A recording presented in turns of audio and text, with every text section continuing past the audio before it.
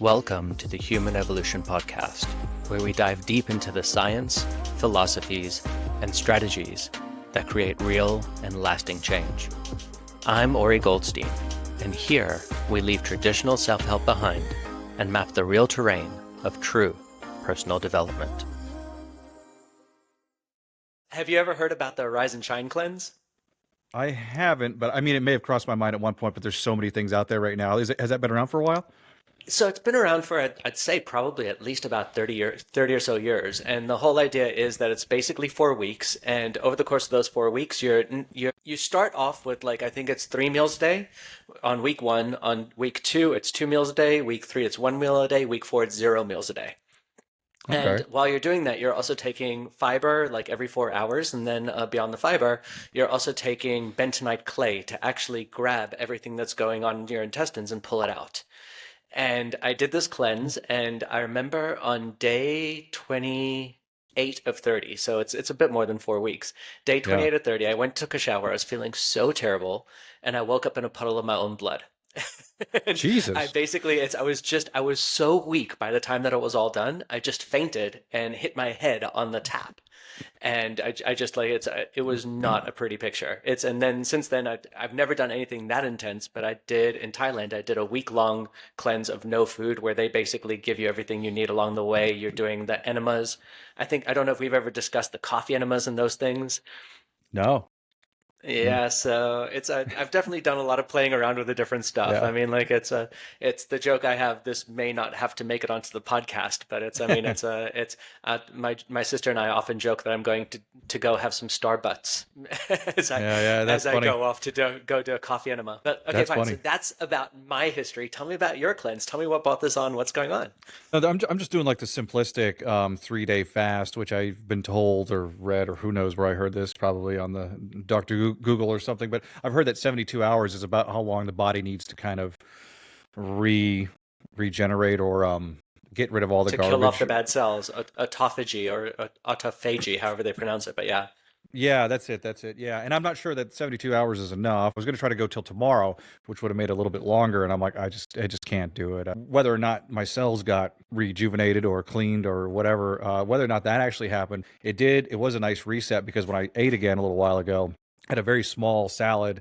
And, because before, like we mentioned from my shit coming back from Mexico and having my little breakdown and being a ball of nerves, I was eating so much volume and comfort eating so much that, like when you stuff your face for a long enough time, your stomach kind of like gets accustomed to being full and it kind of maybe even expands a little bit. And I was like just able to eat all day long and with no guardrails on anything. So aside from just the other benefits of fasting, I think taking a few days off and kind of resetting my portions and resetting my timeline. And I'll tell you, this is super weird. The last few days of not eating, I actually felt okay. I wasn't like miserable. I mean, I felt a little loopy, like I wasn't quite there.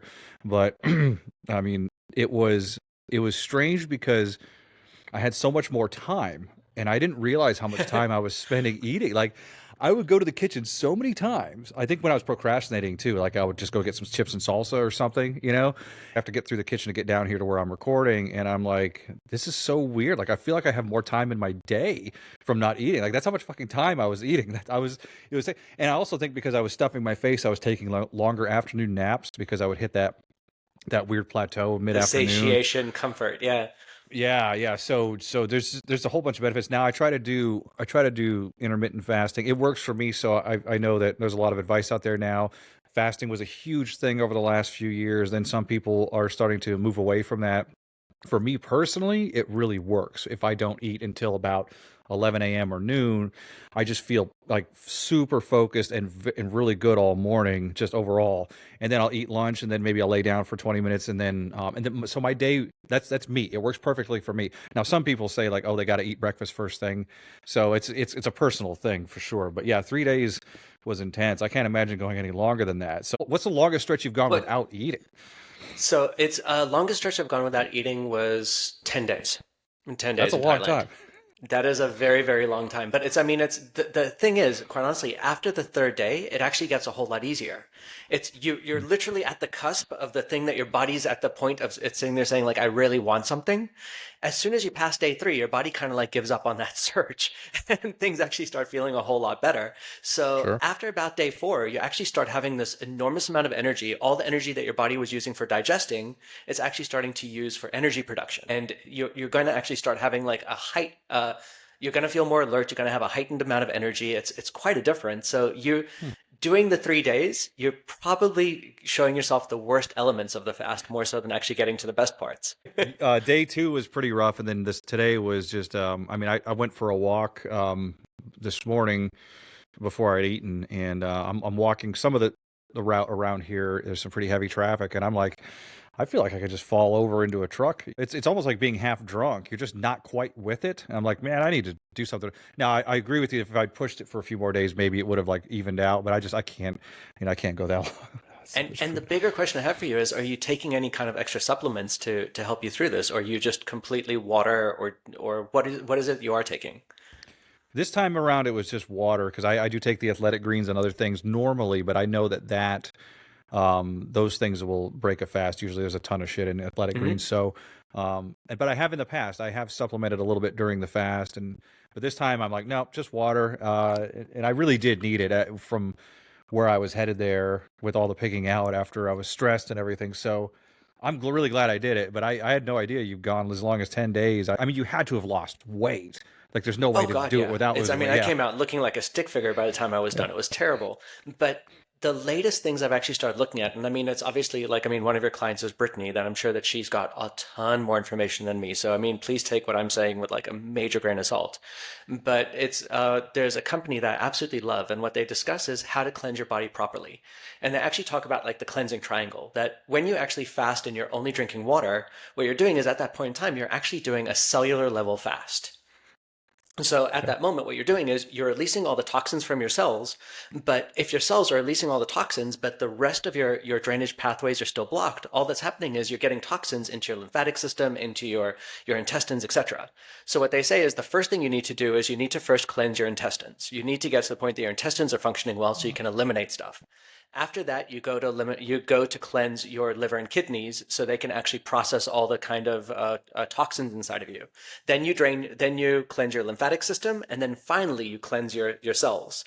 Because otherwise, what happens is your cells, like what happened to you, is you're releasing so many toxins, but all that happens is those toxins are swimming around your system, and you end up feeling really terrible. This is good information. We need to, if you remember the name of that, I can also link it in the notes if anybody's interested, if you remember the name. Microbe formulas. Microbe formulas. Okay. So Yeah. basically, all my cells over the last 3 days have just been vomiting into the rest of my body. When you think about it, like I mean, it's again, it's I mean, you are a healthy guy. You're 44 years old. I mean, it's you go to the gym, however often you do go, whatever it is. Yeah. I don't think that you've got a major issue. But when you deal with a person that has a disease and they just go and they say, I'm going to do a 10-day fast, all that they're doing is they're just releasing all these toxins into their body, and their body just is basically like just kind of like a cesspool of all these toxins swimming around. Yeah, no So kidding. again, I mean, Yeah. it's this is something I would say definitely talk to Brittany a lot more, talk to people much more clued up than me. It's just this is research I've done, but I really love that concept of the pyramid. Start off, cleanse your intestines, cleanse your liver and kidneys, cleanse your lymph, cleanse your cells. Yeah. That puts you on the best path towards success. Well, this is we'll have to bookmark this for when we have Brittany on because she's going to come on to talk about just gut health and the mind gut connection and some of the So things that excited to talk to her impact about the it. nerves. Yeah, it'd be cool. It'll be great to get into that whole like little different sphere of information. But so I do take psyllium every day. I'm always up on my fiber and I sweat a lot. Well, at least I was sweating a lot in Mexico. It's kind of hard to sweat here. It was 45 degrees here this morning. 45 I degrees this morning. just have a look right now. It's 88 degrees right now in this moment in Florida. So it's Yeah. like, yeah, it's I mean we're just under W. Yeah, yeah. So it's hard to sweat here, but what I do is I go to there's a Planet Fitness down the street, Planet Fitness, and they have one of those machines you can stand on, and it vibrates you for a long time. It's a very I love them. violent, actually. Yeah, I had to hold on. I'm like, I'm gonna pass out. So I do those regularly, but certainly That's really good information to know, though, about a fast, about taking it one stage at a time. That actually makes a lot of sense. What was the name of that company again? Microbe formulas. And again, I Micro. mean, this is where it comes up with the idea of doing things like the colonics or doing a coffee enema, etc. That Mm. it's, I mean, coffee enemas to me, it completely changed my life when I started actually like draining out my liver and getting everything out my system. My energy just skyrocketed. It's not to say it's the only thing that worked, but it's one of those really beautiful, amazing things that did actually change a lot of things for me. That's really interesting. We'll have to, and we'll obviously we'll wait for one of the experts to come on. But I have a weakened liver from all the years of drinking. I don't know if I brought this up before, but I do have to keep an eye on it. Like I have to get an ultrasound on Saturday. I get one every year just to like take a look at it. Yep. They check all my levels. My enzymes have been much better, and things are normal now for a normal healthy adult. But they were not for because I was redlining my liver for what 20 years, where it was just like every day just drinking it, never got a break. And then some of that I can also attribute to when I was in law enforcement and we had a gym in the building, and that was like this super supplement craze. There's a lot of supplements out there now, but like in the early 2000s, you could go to GNC and buy a lot of shit that's not legal now, and it was like you got to take this for this. So my cubicle at work, I would open it up, and it was just a wall of pills, and like every couple hours, I'm taking a handful of something. And my thought process at the time, and also this is like it sounds stupid now, but at the time, even the fitness magazines and the fitness coaches were like, yeah, whatever your body doesn't need, it'll just, you'll excrete it out. And Yeah. then now come to find out that all that extra shit was just like beating up your liver and kidneys and everything and everything else, Well, you your know. body will excrete it out, but it needs to go through a drainage pathway to get there, right? So it will either be the liver or kidneys that will end up having to deal with that stuff. So it's like, I mean, they are right, but I mean, Yeah. it's a lot of pain on the body to get there. Yeah, that was strike something in the history of like besides processed food and then the supplements. I'm telling you, 100 years from now, somebody's going to look back and be like, "Oh my God, those they were holding cell phones that close to their head, and they all had Wi-Fi. Did they not know that Wi-Fi will kill you?" And it's literally you can't avoid it now. There's some people we met in Mexico that were and I understand, like, look, we don't really know. We've only had cell phones in our pockets for what, 20 years, give or take, 25 years. That everybody's had them, maybe less than Yeah. that. And cell towers are like everywhere. Like you can literally not go anywhere now unless you're, maybe Mexico's a good example because it's not as developed as the US. But anywhere in the States right now, if I walked out here, I can pick up a Wi-Fi signal. I might not be able to log in because of maybe somebody else's, but you can't go anywhere without some energies going through your body at all times. And that includes the Bluetooth, of course, and everything we're using right now. But the thing is that I don't know that there's been a study that said that there's any adverse health effects to that. I don't know that yet, but I it's a little think that there's a strange. lot of studies showing it. It's just like, I mean, I Are don't there? get they've gone mainstream, but it scares the hell out of me to think that it's, I mean, but we're living in this society. You kind of like have to do it. So my logic is, you know that there's some kind of a poison. So you want to do things like a cleanse or something like that to pull yourself in the right direction as often as possible. But I mean, what are you going to do? Are you going to just like throw away your cell phone and go live off in the middle of the woods? It's a possibility, but it's just, I mean, you don't exactly get to live in this world. Yeah, well, I showed you. I sent you that photo where I was up in the family cabin. There's not even 5G. My grandparents live up there still. There's not even 5G at their house, which has been there for 100 years, or well, I shouldn't say that. It's been there for 70 or whatever. And then up at the cabin, there's no power, there's no electricity. There's a huge tower. I had 5G coverage in the middle of the woods, and then back at the house it was 4G. I mean, so you can't escape this shit. It's coursing through your yeah. There are people. I shouldn't say this on the show, but it's funny.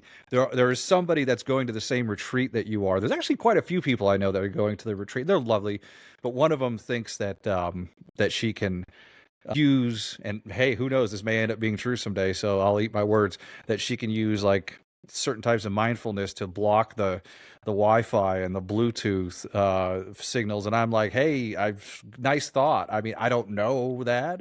But then again, like we were saying with all the Dispenza stuff, who fucking knows what the mind can do? But yeah, Who knows? And taking it from the other point of view, like just plain and simple placebo effect. Like if she believes that she's making herself healthier, it's, I mean, just the what's the word I'm looking for? There's epigenetics of it. She's actually doing something that she's healing herself. She believes that she's feeling healthier, so she will feel healthier. I mean, that in itself is a really good thing. Maybe she's right. I mean, like you said, like, I mean, maybe in 50 years time we'll find out that it is true.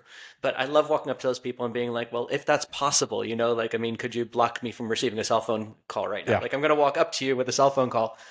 Wait a second, it's still clear and I'm standing next to you. How's this possible? But Yeah. I mean, Yeah. that doesn't tend to go out very well. Maybe we Yeah. should cut this out the podcast. I don't know. No, it's fine. It's funny. It's funny. Yeah, you should. Well, if you see her at the retreat and she's scrolling Instagram, you could be like, "I didn't think you could receive a signal within 6 feet of you over here. Like, the fuck is going on?" Yeah, no, it's funny though. Yeah, no, but again, there's like, I really like this idea of a multi-stage cleanse and different levels of fasting, and again, I know some people have found lately it's not good for everyone. You have to be up on your nutrients and you have to really plan it out. 100%. Um, What's your normal eating pattern during the day, during the week? Like, what is? We never got into this. Like, what is like? I know what your work schedule is, but what is like your daily eating, daily exercise regimen?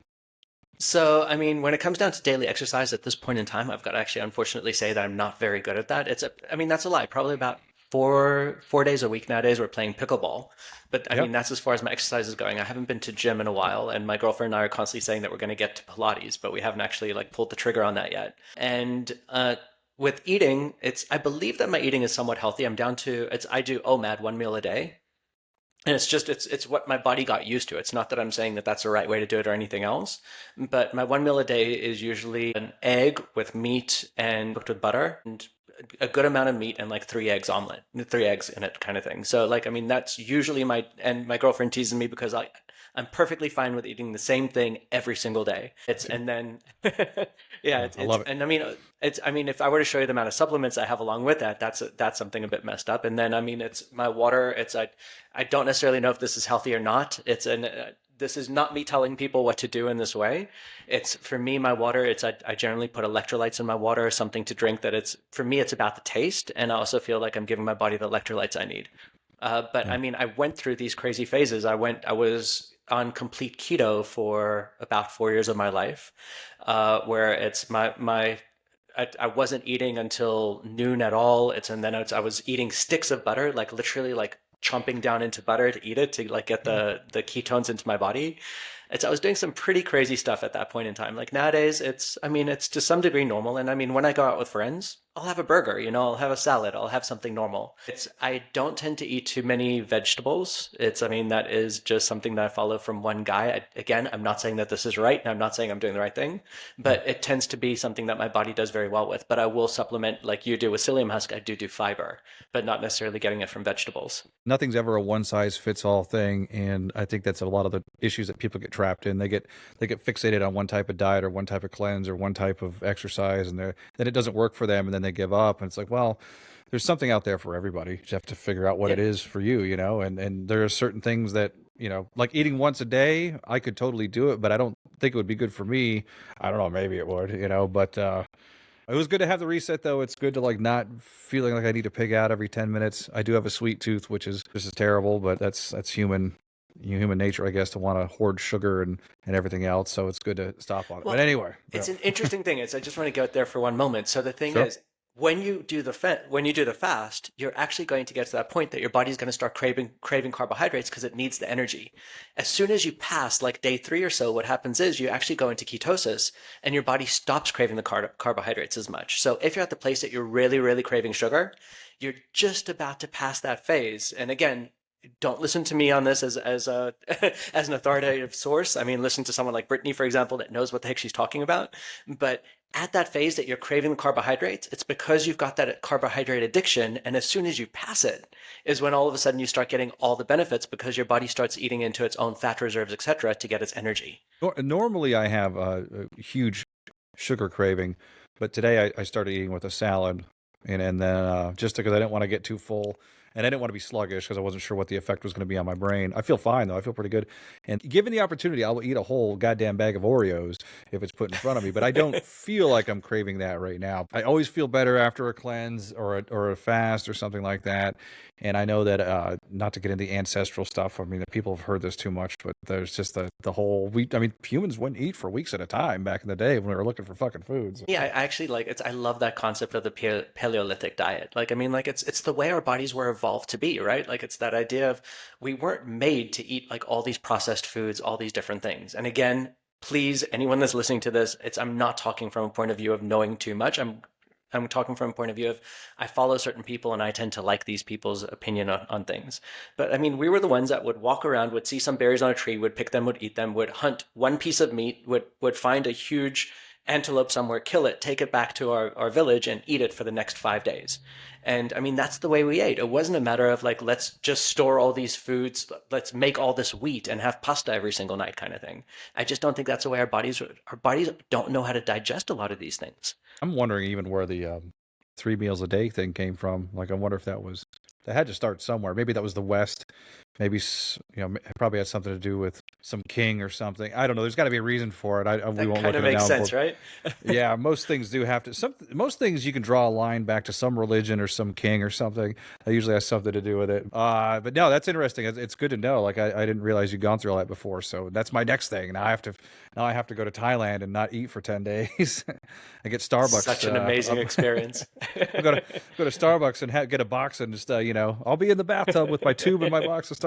But no, anyway, what were we supposed to be talking about today? We discussed journaling on the last show, which will have aired before the challenge came out, and this show will air should be a week later after that. I think you'll be off on your retreat, so this will come out during that time. And I think that the points that we wanted to address at the end of the show yesterday were people's aversion to journaling and the thought or the pushback saying like, hey, I'm okay with the idea of journaling. I don't have necessarily a problem with that. I don't necessarily have a problem with the physical act of having something that I can obviously burn or destroy later. I don't want to sit down, start writing, and I'm afraid of where my mind's going to take me. If I sit down and start going, is it going to get so deep that it's going to be disturbing to me? So it's almost like they understand the benefits and they're not against the process itself or they're against the idea, but they don't want to go into it because they're afraid, which is probably very similar to some of the therapies that you do with psilocybin and all those other things. But just speaking from a journaling standpoint, I know you've got a lot of pushback on that lately. Well, I mean, and let's actually talk about it from from the psilocybin point of view and everything else. It's like, I mean, it's a very common thing that people are very afraid of what's going on inside of them.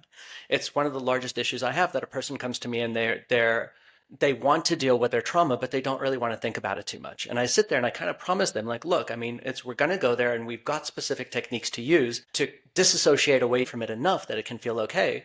But at the same time, it's just such a big thing in their minds that they don't even want to think about it in the first place. And that's kind of like the way trauma gets stored in the body in the first place. Something happens to you and something in your mind becomes your protector around it. And it says, I don't want to think about that stuff. Please keep it away from me. And now when it comes to the journaling, for example, a person says, well, now all of a sudden, do you want me to start writing about my trauma and this huge atom bomb is going to go off? Or do you want me to talk about this terrible thing that happened to me or these terrible thoughts I have in my mind? What happens if I become a psychotic serial killer or something like that? And what tends to end up happening for these people is your brain is so busy trying to protect you. It's like the example I often use is like there's so many memes about this that you have like this dog standing behind a fence that's growling and barking and screaming and everything else. And then the moment that the fence rolls open, then the dog no longer has something blocking them from the thing that they're barking at so much. The dog is all of a sudden like this placid little thing. Everything is big when it's got that thing that's holding it back. The moment that you get rid of that screen, the moment you get rid of that thing that's holding you back, you realize the fact that that thing that you were so afraid of isn't that big. Now, I do also want to give the caveat here, and I say it as many times as I can in the book, in the boot camp, and everything else. I definitely want to give the caveat that it doesn't mean that everyone needs to be doing this. I also want to state for a fact that if you feel like this is going to be something that you're going to break down with, then do it under the supervision of a therapist. Do it with a coach, do it with a counselor, do it with something that works for you. Because at the end of the day, you want to make sure that this is as safe as possible. And it's not to say that you need to take your journal entry to your coach and say, well, these are the things I'm most ashamed of. But at least you've got someone on call that knows that you're going through this process. And if something does show up for you, you know that you've got someone there that you can rely on. It's a trusted friend, a coach, anyone like that. And for me, it's, I mean, if you're afraid of something really big, work with a therapist. If you just don't really know where it's going, that's what the human evolution group is there for. Like, I mean, like if you say like, I start journaling about something and something big came up for me, share it in the group and let us be there for you and let us tell you, you know what, like this is normal. And sometimes just that sense of reassurance that what's coming up for you is normal and it's going to be okay is sometimes enough. And it doesn't even necessarily need to be super in depth. So they, we don't need people to share like all the details. They just saying like, hey, I was writing, I started getting, this feeling started coming over me. Some memories may have started coming back. Has any of this happened to anybody else? And without having to get into too much detail, because we know that's a big part of it too, is we were saying on the last show, I don't even want to read what I write to myself or what I write down. So, certainly there's that element of that. I wonder if there's a connection here. This may just be like a stupid thing, but Tell you know me. how when people get like if something may be going on health wise, we avoid that because we just want to be in denial all the time. And it could be the same mechanism that's doing it with the trauma. Men are just especially bad at this. They'll have like something going on and they'll wait till it's too late to go to the doctor or wait. I wonder if it's the same concept where it's like, oh no, it's It's fine, we need It's to the worry about exact everybody same else. concept. It's literally the exact same concept. It's the fear of knowing what's going on because then you have to deal with it, right? Like, I mean, like it's kind of like the ostrich syndrome. Like, if you don't know, God forbid, if you don't know that you have cancer, then you can keep on living your life. The moment you have the diagnosis, now all of a sudden you have to start thinking about treatment options. You have to start thinking about what you need to do about it. So even if you start feeling sick, there's some part inside of your head that's sitting there going like, do I really want to go to a doctor and get a diagnosis of this? Or is it just better for me to just assume that like I can just rub some dirt on it and it will go away? You know, that kind of thing. And but to me, it's that idea of the moment that something gets exposed to the light of day, you can do something about it. And I mean, I also want to clarify this with the fact that there's sometimes that I do the same thing. Like sometimes I'm just not feeling good and I'm like, do you know what? Everything is going to be okay. I don't need to deal with it. It's that sense of having to like tough through it. But 90% of the time, whenever I just allow myself to be vulnerable and just say, do you know what? I'm not feeling good. Or do you know what? This is coming up for me. That sense of being vulnerable actually in itself is a very, very healing thing. And I'm not saying to become a victim to it. I'm just saying to acknowledge the fact that there is something going on for you. New Year's Day 2016, I was at I'd come from a friend's place in Sarasota. We drove over there from Lauderdale over there.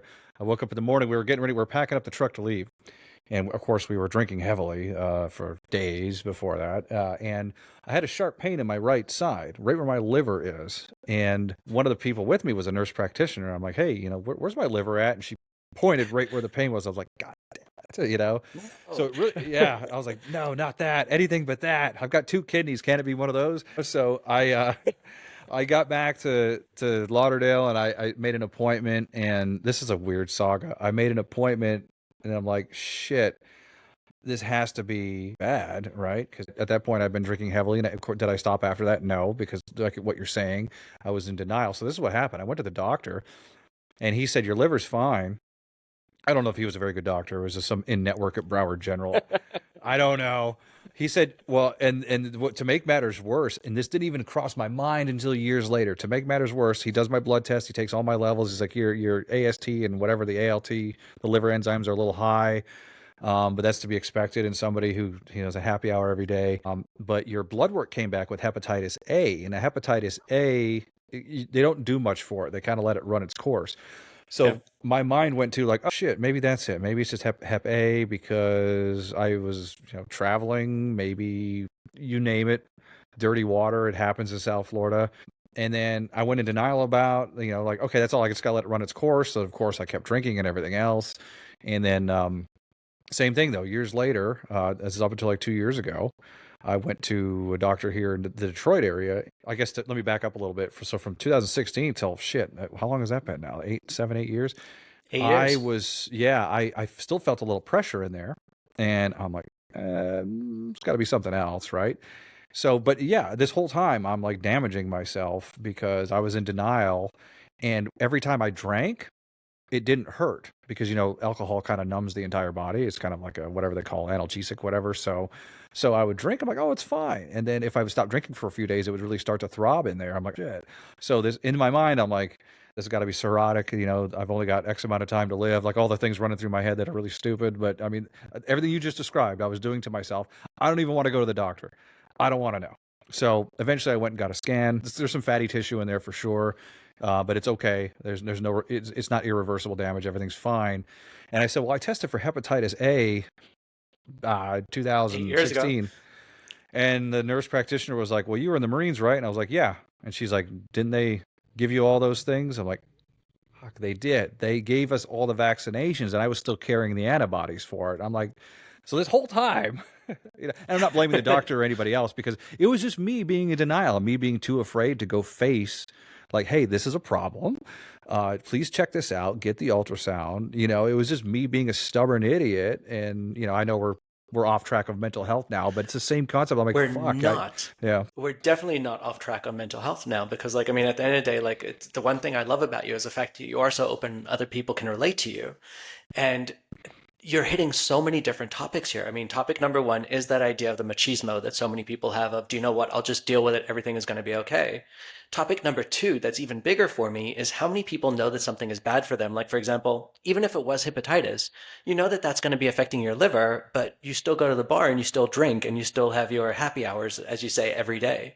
And as I say it, there's that little smile coming up on your face. But like, I mean, that is a really, really big thing. There's some part inside of you that isn't really associating with the consequence of it. And that is a really big thing that needs to be paid attention to because at the end of the day, your body's sitting there screaming, telling you that there's something going on. And you're sitting there going, we got this. Like just this next happy hour isn't going to be the thing that does it for me. Yeah, It's like, but it's only light beer at Tap 42 or whatever that bar is right by the hospital, which I went straight there after my appointment, by the way. So yeah, it's just light beer. It's fine. Yeah. And so and I mean, we can giggle about it, but the fact of the matter is, this is not a laughing matter. And the fact that there's something inside of you that your body's telling you, your body's sending you a warning message. And it's only going to do so many times, right? Like, I mean, like if you got the check oil light on your car that shines up and you don't check oil, it has its little moment where everything is going to be okay, that the light is meant to be there. At some point in time, you're going to mess up your engine, right? And so it's like the thing with you and the thing that I really want to do with you is I actually want to get you back into session and see what we can do about teaching you to start loving and respecting your body enough to actually move beyond that. And it's again, it's that tough part inside of you. You sit there saying, everything's going to be okay. I'm tough. I'm strong. And I want you to continue with that mindset. Like it's back to that whole idea of epigenetics and you teaching your body that. But it's also getting yourself into the mindset of, I love my body enough that I'm not going to subject it to this kind of torture if it's telling me that something is going bad. And it also, there's other elements to that too, like stretching and other things I need to, I found out, here, since we're going to turn this into my my doctor's appointments episode, I'm very inflexible. I used to do yoga and I need to start doing it more. I'm lazy with stretching. This all comes back to just procrastination and laziness. Everybody needs to stretch more. Yeah, I know. I just don't do it. And I go to the physical therapist the other day because my knee's been bothering me and I'm thinking there's some damage to the tendon or whatever's under the cap there. There's a bunch of shit down there. And they're like, no, your hamstrings or your quads are too tight. I'm like, well, does that have to do with anything? And sure enough, they show me some stretches because the whole body, it's everything's connected. But I did a bunch of quad stretches and it still hurts a little bit, but it's getting much better. I'm like, fuck, man, I put that thing off. That thing started to hurt in October, and I'm like, oh god, it's going to be something that needs surgery. This is literally the same thing. It's the same story over again. I need to get this checked out, but I just don't want to yet. I don't want to know yet. I can still walk. Everything's fine. And then if I'd been stretching my quads or whatever from day one, it would have been over in a week. And then here we are like 9 months later. I guess the point I was getting at, the same thing with the liver, is when I finally went in to get checked out, it wasn't as bad as I thought it was going to be in my mind. And I was kicking myself. I'm like, shit, I should have just done this years ago or months ago and it had the tools to kind of help fix it. And then all I did was like wake up at 3 a.m. thinking I had cirrhosis or worry about my knee. I'm never going to be able to run again. I'm going to keep getting fatter. And I just worked myself up over time. And then I get to the doctor. They're like, oh yeah, you're fine. Just do this. I'm like, fuck, man. I just tortured myself for months, And so to bring this around full circle to the thing that we started talking about, like, I mean, let's bring this back to the concept of you journaling or someone else journaling, for example. You've got this thought in your mind of, these bad things are going to happen and I'm not going to be able to deal with it. And again, like you were smart enough to, for example, go to a doctor and have the correct supervision to be able to do something in the same way that I'm saying to someone that if you've got some really big skeletons in your closet or however you want to put it, if you've got big things that you have to deal with, have a therapist. But at the same time, once you start dealing with something, you've actually exposed it to light of day and now you're on the healing path.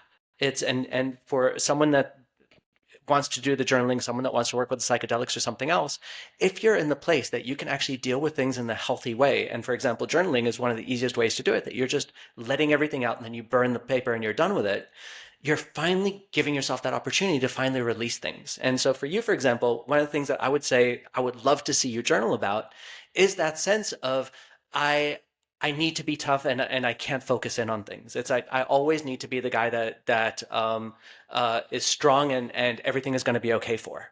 And as you start journaling about that, as you start going there, what you're going to discover is there's probably going to be a little kid inside of you that always needed to prove himself. There's probably going to be a little kid inside of you that was always afraid of being bullied or something, and so he always had to prove himself to be strong. And so that is showing up as the kid that gets these gets these warning signals and doesn't do the things necessary because that kid inside of them is sitting there saying, "I've got to show everyone I'm so strong. I've got to be tough like dad, or I've got to be tough for mom, or whatever it is." And that's what the journaling can do for you. It starts exposing these things, and you start going through the layers of the onion to get to the things that need to be dealt with. And I think some of this is the underlying current of trying to prove that I got this, I'm tough. I think some of it's aging also. The thought of aging also, because I feel relatively good. Again, there's no wood around here. It's all brick and the shower curtain or whatever that is. But I do feel very good. I know a lot of people my age that are not doing very well. It's tough down in the area that you're in because it's a very healthy, I don't say vain place, but there's like up where I'm at now, there's just a lot of unhealthy people for the most part. So when I go to other countries like Vietnam, for example, everybody's at least the people I saw were all in great shape, nice, thin, healthy, whatever. Mexico, not so much. And then here, it's just a lot of America is just a lot of unhealthy people or overweight, even just by just a little. So for 44, I could still go run 5 miles and I can do fairly well in the gym. Like, That's but that's the one age way to thing look at does it. bother me. Yeah, Yeah. the age does bother me though. Like I start thinking about it, like, wait a second, like, oh, I've got how many more years can I do this? How many years can I do that? And I think that some of the denial is coming from that, is what I'm saying. Like, my knee can't start hurting. Shit, my grandfather's knee started hurting. I remember when that happened. So some of it's also I want to like not think about that too. I mean, it's we all do it. I do it. Every single person does it to some degree. You want to be the ostrich, put your head in the sand, and just think everything is going to be okay. The one thing I will say to the thing you said earlier is there's that saying, again, I butcher my sayings, but it's something along the lines of that you are the sum product of the five people you spend the most amount of time with, or you're the sum product of your environment. So if you're looking around and you're in Mexico and everyone else around you is drinking, you're going to think that this is perfectly fine. If you go off to like some kind of like a healthy environment, whatever that is, if you're a gym rat and you're constantly in gym, you're never even going to think about drinking because it doesn't really suit who you are. And the question is, who is it that you want to compare yourself to, right? Like I remember my ex-business partner way back when, like I used to be not very overweight, but I was overweight and unhealthy. And I was doing all my shopping in Publix in Florida, which is somewhat okay. And like, so my ex-business partner took me into Publix and he told me to just walk the way I usually walk. And he said, just look at the people pushing the carts. Like, look at who these people are, look at how they look. And I was like, okay. And then he said, come with me to Whole Foods. And we went to Whole Foods and we just looked at the same group of people. And like, I mean, this was a while back where Whole Foods was a bit more of like a higher niche place as such. And the people pushing the carts looked very different. And you saw the food that they had in their carts to do that. So I guess the question is, who do you want your peer group to be? And I'll take this back to the concept of human evolution movement of like, if you're in a place that you just want to be around people that talk about their problems and don't do anything about it, or if you want to be around the people that just say, you know what, my idea of a happy 6 o'clock is to sit in a bar, there's nothing wrong with that, and those are people you're going to be around. Or do you want to be around the kind of people, and it's an or. It's not to say one is better than the other. It's really a choice for yourself. Do you want to compare yourself to the people that are moving their lives forward and living a life by design and making things happen for them in the way that they want it to happen? So don't get me wrong. For 44 years old, it's like you're doing great. It's not to say you're not. The question is it good enough for you? Not for anyone else. And then the question is, who's the peer group you want to associate with? I got to tell a Whole Food story real quick because it's one of my favorite places in Fort Lauderdale. When I was in my 20s, I used to date older women a lot. It just happened that way. So one of my favorite places to go for really in shape hot older women was Whole Foods because you go in there and like everybody's in great shape, you know. So every time somebody mentions Whole Foods, it's what I think of is all the good looking older women in there. But yeah, I know you're totally right. And even living down there for a while is a weird like push and pull because on the one hand, there's the party scene, there's the drinking scene, but on the other hand, a lot of people, because of the heat, try to stay in good shape. So it's like you're just punishing yourself on both ends. I'm like, well, I got to go out and drink with everybody because we all do Sunday brunch. But then I'm like, I can't get too fat. Just a weird existence down there. And most places don't have that, like two sides of the same thing. The Most crazy places are, dichotomy. Yeah. yeah, Yeah. for sure. Yeah. And I also noticed that with traveling with different mindsets, like working remotely and doing things online now that most people are kind of like, well, I don't know, I'm a little wary of that. So when I'm traveling and I'm meeting other, I have to say it, digital Digital nomads. nomads. Yeah, yeah. When I'm meeting other nomads, and you talk to them, it's like perfectly normal. Like we all just travel and work and we stay in Airbnbs or whatever. But then when I come back home or like around other people that don't do it, they're like, oh, I can never do that. I need my house with all my things. And so what you're saying, I experienced that on many levels on like, what do you mean you're just gonna take off and not sure where your next client's coming from. And it's like, oh, I mean, that's just the way it works. Or some people need that. Like, I need to have my house. I need to have at least two cars. I need to have my lawnmower. So yeah, you're exactly right. It's really the environment you're in. And unfortunately, some people can't really do much about that. But that doesn't mean that they can't, doesn't mean they can't So, change. So, I mean, we actually spoke about that yesterday, and I mean, we'll talk about it again today in terms of that, like that today, the one thing you can do is you've got better choice of your environment than ever before. If you rewind back to like the 1700s, you lived in a village and you were in that village for life. Like, I mean, you probably never traveled more than 5 miles away from your village ever. Nowadays, you get online, you find your peer group, you find your people, and you can create a new community for yourself in a matter of 5 minutes and actually meet the people that connect with who you want to be. And I think that that's a really big thing. I mean, it's an exercise I do with some of my clients. And I mean, at some point in time, you and I will do it, where it's what I call the perfect day exercise, where I have them really figure out what their perfect day would look like. Who is the person that they absolutely want to be? And then you kind of like work to some degree backwards from that. And you're like, so if that's the person I want to be, who's the person I need to be to absolutely just be that person naturally? Nowadays, you can really find the community that can move you towards becoming that kind of person. And I mean, for you, it's far from a criticism, and please don't take it as one. It's like, I mean, you being in Mexico and you sitting around with people and drinking, that was a community you developed, and so it just became your norm. For me, like, it's not to say I mean, 2 weeks ago I had a beer, whatever it is, but like, I mean, I used to drink every single night, pass out at 2 a.m., wake up at 4 a.m., down a 5 hour energy and go to gym. It's at this point in time, like, I mean, like the last time I had something that would even resemble a binge drinking night is like years ago. It's because that is the group I start associating myself with. And it's neither good nor bad. It's just the fact that you choose who to be around. What's funny about that is I went to Mexico the first time around a couple of years ago and didn't know anybody, and I was just leaving Fort Lauderdale. I love South Florida. Obviously, you're there now. You love it there too for, it's got its Absolutely. faults, but it's great. And I was saying to somebody, I'm like, if you're in a life now that you think that you're bored of and you miss those things, because sometimes I do miss Fort Lauderdale. I miss all those people. Like, I know there's a bunch of terrible decisions waiting for me when I go back to visit, but I'm like, maybe, every once in a while I need to do it because it reminds me, like, oh yeah, this hurts. That's right. This is why I don't do this anymore. So I tell people, like, hey, look, if you just like those idiots that need to go to Vegas all the time, it's like just schedule yourself a Vegas trip once a year, and then you'll be like, okay, this is all I need. Because we tend to miss like our older lifestyles. Like, I'll look back on my time there of just having so much fun at the beach bars all the time and just being at happy hours on Las Olas and doing all these things that are like a really good time. And I'm like, oh God, I want to do that again. And in my mind, I'm like, okay, well, instead of just missing the entire time, why don't you just book a flight for 3 days, go down there and go do all your stupid shit, and then you'll be like, oh right, and then because that little bit of damage is far less than being there full time. So to that effect, when I left Fort Lauderdale the first time around and went to Mexico, what you're describing was what I had. I didn't know anybody there. I mean, my girlfriend was with me, of course, but we were both trying to get healthy at the same time. I didn't drink almost the entire time. So this time around, I have more business shit going on. So I met a bunch of people at a cafe and we started working together.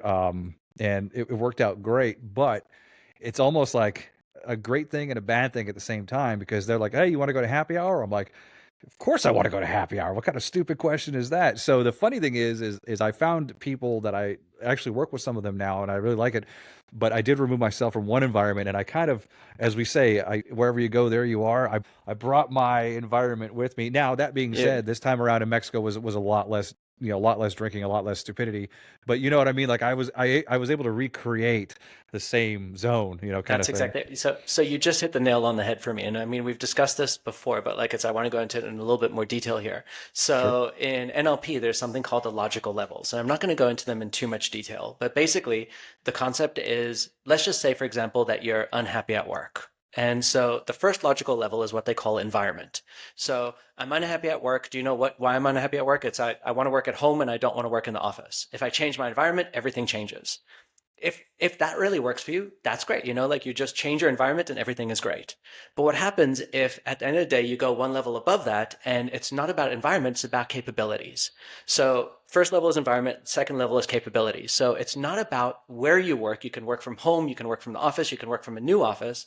But the fact of the matter is you hate data entry and that's what you do. And so it's not about where you are, it's about what you're capable of doing. Like I'm a terrible waiter and I've got a waiting job. I just don't have the capabilities to do that. So you realize it's not about changing the environment. I've got to change capabilities. So you get a different job. So now all of a sudden you move from data entry into management. And now all of a sudden it's the right thing. But then you go one level above that and you get to beliefs and values. So let's say now you're back in management, but you still hate your job. And what you realize is it wasn't about where I worked. It wasn't about what I was doing. What it boils down to is I've got a belief of work always sucks.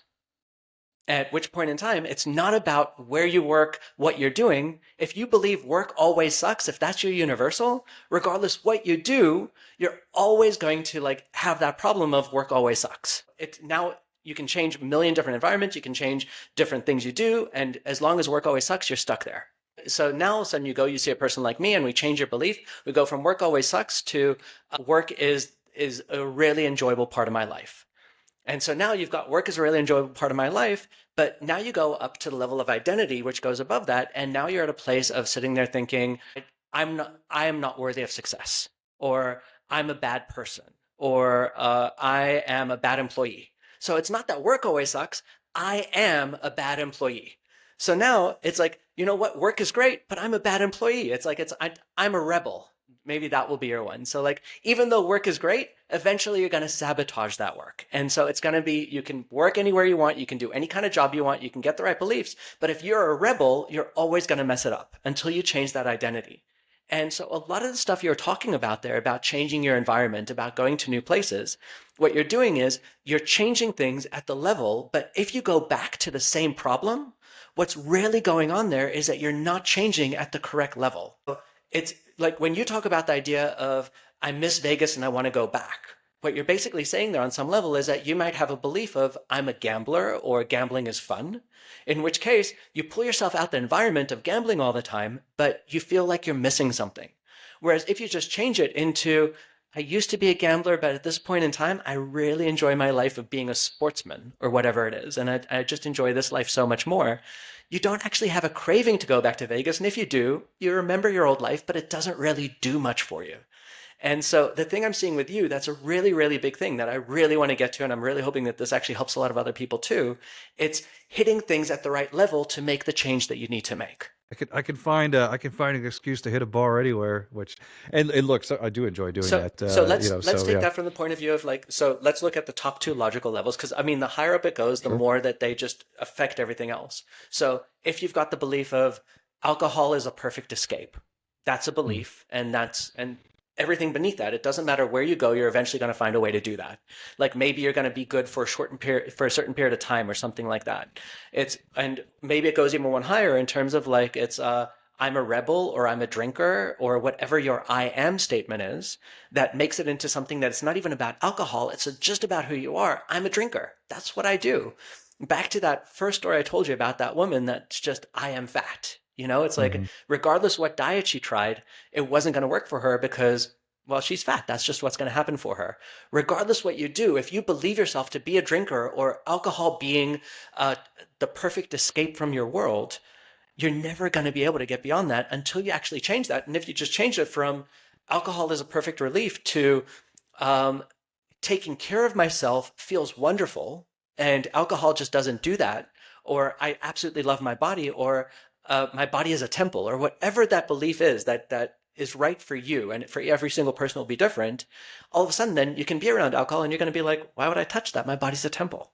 Or why would I do that? It's like, I mean, I used to be a rebel, but it's just not the person who I am anymore. I actually really love taking care of myself now. So this is resonating because we have a pub down the street from here. There's two of them actually. And I went and I'm like, in my mind, what I was doing is went for a long walk, and then there's a bar at the end of the walk, halfway point. And I'm like, okay, well, I got to send some emails. I got my phone with me, of course. So I just feel like sitting at the bar and having a beer, like in the afternoon. I was like, why not? And I went in there and sat down, and it honestly wasn't as enjoyable as it used to be. And I think in my mind, I was thinking back to what it used to feel like to just sit at the bar and have a couple and like feel good. And I just, I don't know. Like I was actually a little like disappointed. I almost left it half. The second one, I almost left half full because You're making me I think really I happy am. right now, Lee. I think it is finally like it's setting in, not from a health standpoint only, but from maybe this isn't really my thing anymore, So, which so, is weird. It's kind of like sad, and I'm not saying this is a bad oh thing, my but God, you're making me I'm so also happy right now. I also I'm like, oh man, like, oh, this used to be me, and I'm like, I just don't want to finish this. But I didn't, I wasn't, it wasn't like a compulsion to chug it or get a buzz. I was like, fuck, this was supposed to be fun. This isn't fun anymore, you know. You're hitting on so many important points here. I mean, like this is our own little podcast just for this alone. But like, I mean, like it's so the first thing is if you remember, the thing I told you is I don't want you to go to a bar I don't want you to not go to a bar and force yourself not to drink. I wanted Mhm. you to get to that place of understanding that it was a decision that you're always making.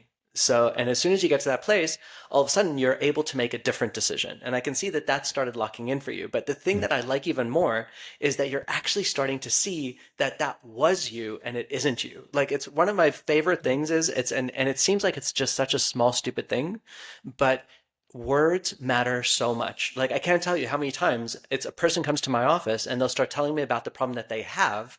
And by the time that they leave, they'll start telling me about the problem that they had. And the moment that they start talking about something in past tense, I know that something inside of them has shifted. And when you start talking about that part inside of you that's dying that used to be you, I can see that there's something inside of you that's now capable of shifting, which is huge because you're now all of a sudden releasing that identity.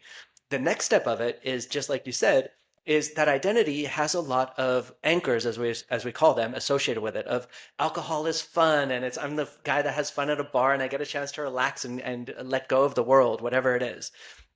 And what you're doing right now is that you're kind of like mourning the death of that person.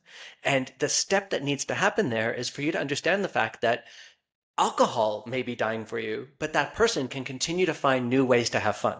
It's a matter of starting to break that belief of alcohol is fun into I can have fun without alcohol too. As soon as you do that, you don't mourn the death of a person. You only mourn the death of a person when that person is too attached to you and you feel like you're losing something in having that person, right? Like if you somehow knew that that person was actually around, but they're just acting differently or some that doesn't really bother you, it's not a big deal anymore. So if you can become the Lee that is actually loving his life and doesn't need alcohol to do it, you don't mourn the Lee that was so happy-go-lucky. I 100% agree, and I do feel that way.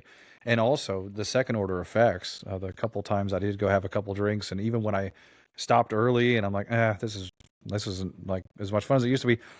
My sleep was affected, like everything. Like it ran the entire cycle. I'm like, why did I do that? Because once I start drinking, and I've used this excuse before, I don't usually get much work done.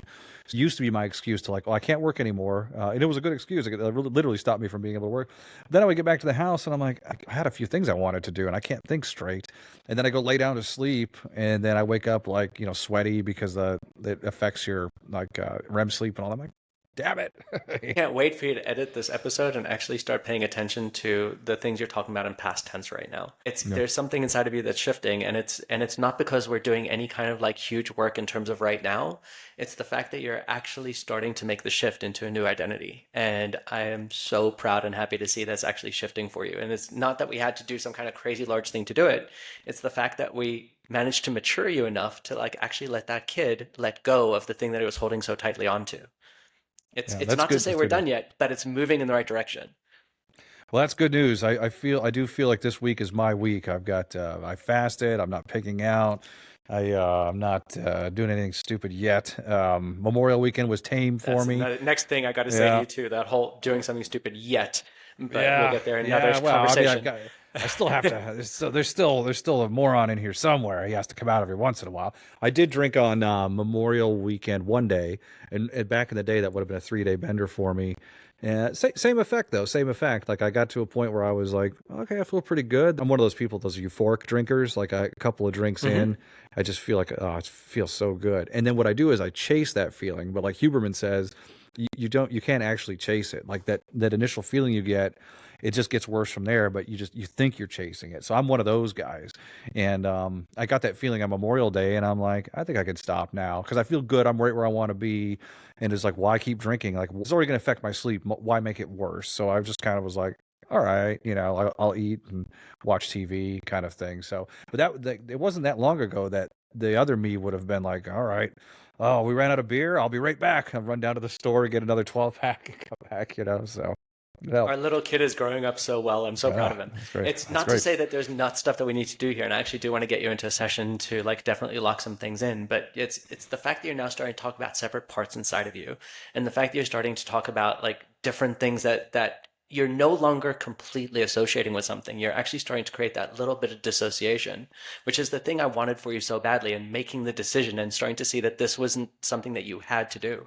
Now the next step is to actually not punish that part, but actually get to know that part inside of you that's deciding to drink and helping it find better ways to achieve its outcomes. It's a very loving process that I actually want to do with you next, but it's teaching you how to achieve what that part really wants for you without having to reach for alcohol to do it.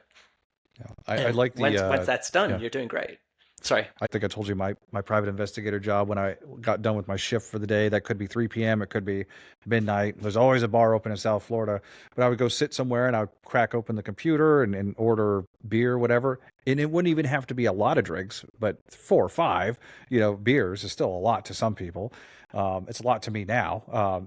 And that's where I would do my surveillance reports. I'm type up my reports. I'm at the bar. I'm like, hey, what's going on, everybody? I'm just over here working, like just like an idiot. But if had you told me I had to stop, like then it would have felt like cutting my arm off. Like I can't. This is part of me, And now it's just like something. It's out there. I'll do it sometimes, but it's not So like a thing. So I think that this will be a fun thing for our podcast people to see for themselves. It's like, I mean, like it's awesome for me to do. So one of the things I love doing with people, it's in NLP, it's called eye accessing cues, where if you watch a person's eyes, you can tell what part of their brain they're accessing to some Hmm. degree. And if you go back to like whatever it was, podcast number 3, and you're talking about your alcoholism, for lack of better wording, it definitely wasn't Yeah. alcoholism. But when you were talking about it, you were looking at me straight and you were visualizing you in the bar. And I saw it so clearly. And it was just like you were in a trance and you were sitting there talking to me about alcohol and the way that you were Hmm. talking about it. It was just you were completely associated into it. And if anyone wants to, you can actually rewind this video just 5 minutes before this. And Sure. I want them to see how you were talking about your alcoholism, about you and your alcohol now. Your eyes were going up into I'm kind of messed up here on Yeah. I the have to angles think and about stuff. it. They were going Yeah. up into your right, Hmm. up into your left, I apologize, which means that you were going into remembered pictures and you were going into feelings associated with it. And so Hmm. what that means to me is the fact that you have created that separation between you and the memory. Whereas before you were in the trance of being that person, at this point in time, you're seeing the picture and you're feeling it, but it is a separate picture from you. You're actually created that dissociation. And it's so amazing to get a chance to watch you do it in real time and see you looking at the picture as opposed to being in the picture. It's truly freaking amazing to see it. And I could hear it in your tonality and the voice you use. It's really, really amazing, powerful Yeah. stuff. So if Yeah. anyone's up for it, it's like I'd highly recommend just rewind this video back like 8 minutes and watch Lee's eyes. Freaking crazy. Go back to like podcast number 3 and watch his back then. And it's like, I mean, it's a completely different human being we're talking about. And Yeah. you're still the same guy, right? Like, I mean, like, there's no big difference here. You're still going to go off. You're still going to go to a bar, maybe tonight, whatever it is, and maybe you'll have a drink. It's not a big deal. It's not about making this change inside of you that feels like you're losing something. It's about creating these small changes inside of you and messing with your beliefs a little bit here and a little bit there to make you into that mature person that you're able to release those things. And it feels like it was just a completely natural shift for you. Yeah, no, for sure. That's really interesting stuff. I mean, I knew that those things were things, but I didn't even realize. Yeah, because when I was telling you all that just now, I was literally remembering a bar that I used to sit at, and I was thinking back on like looking at my old. So yeah, it was a memory. It was more of like a dissociated memory than like who I am now. That is really cool. Yeah, man, this show's going all over the place. I forget what we were supposed to be talking about in the first place.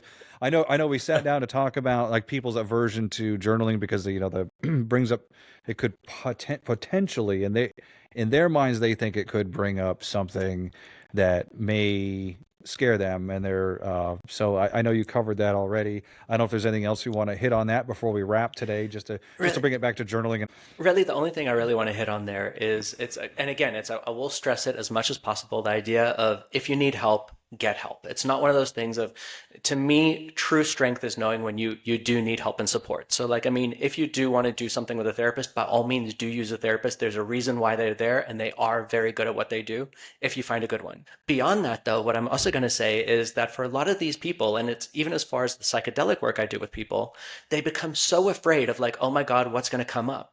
And as long as you've got the right kind of process in place, this thing that you were so afraid was going to be an atom bomb for you and it was just going to completely disrupt your whole entire life and you were going to become the psycho and you were going to end up in a corner sucking your thumb, most often it ends up becoming something that's more like a large firework. It's not to say that the first time you journal, it's not going to release a lot of energy and you may end up with a headache, you may end up feeling annoyed, whatever it is, in which case journal a bit more a bit later on or tomorrow or whatever it is. But very quickly, the energy inside of you, it's looking to escape, it's looking to dissipate, and you're looking to get back to center and normal. Within like a day or two, a week, whatever it is, you can very quickly find that all these emotions you had inside of you are gone and you're in a place of so much more centered and peacefulness. And it just happens by just allowing yourself to go to that atom bomb and realize the fact that it's not as big as you thought it was. that is such an interesting thing that hadn't come up for me, but now that we're talking about it, I could totally see that. I'm like, gosh, I don't know. Will I start writing and will things start dredging up, and then will my hand just start writing on its own? And it's like, no, stop, kind of thing. Versions are usually, the objections are usually, I don't want anybody to find this. I don't want anybody to read this. I don't even want to read it. And then, of course, possibly dredging things up. And I think we've made a good argument, or a good way to alleviate a lot of that. Because, like you said, you can burn what you write. I could write on this stupid thing right now. I can just go burn this in the backyard right now and just have it free and clear in Amen my to that. mind. So Yeah. yeah, that's hey man, shame. It's the cornerstone of all this stuff. So for anybody who's listening to this or watching this after the course goes live, we should be about a week in or so, give or take. I know that it's launching on Yeah. the 3rd, so this should be published a couple of days after that. And yeah, we hope you join us in there and join us in the community. We'll all be in there doing our thing. You actually have a field manual from the Marines. I'm going to dig out of my Foot Locker over there on the other side of the room, and I then you love can it. watch me. You can watch me in tears in the backyard trying to light it, and not to light myself on fire every page. So, but Yeah. And so yeah, good. the link will be in the show notes, but it's humanevolutionmovement.com/challenge is where you're going to go to just join the challenge. And I'm just really, really excited to like have as many people go through this as possible. I know that this can be a game changer for so many people. And I'm excited to see what comes up for you, man. Yeah, absolutely. Hey, there's always something new. Hey, by the time you get back from your retreat, we'll talk about that. I mean, in so much as you want to talk about it, and then who knows? Maybe I'll be doing some of those star butt things while you're gone, and we could talk that up too. So have fun on your thing, and until next time, my friend. To be Love you, continued. brother. Have a great one. See ya. Hey everyone, it's Lee. Just one more thing before you go. If you've ever wondered if journaling could change your life, you can find out for free by downloading the Emotional Alchemy Journal from the link in the description. Also, if you're looking to connect with people who are just as passionate about growth as you are, check out our Facebook community. It's a great place to discuss what you've heard on the podcast and get access to exclusive content and sessions that are only available there. Just search for Human Evolution Movement on Facebook, or you can find the link in the description. Until next time, keep challenging the chaos within, be a little kinder to yourself, and let's continue to evolve together.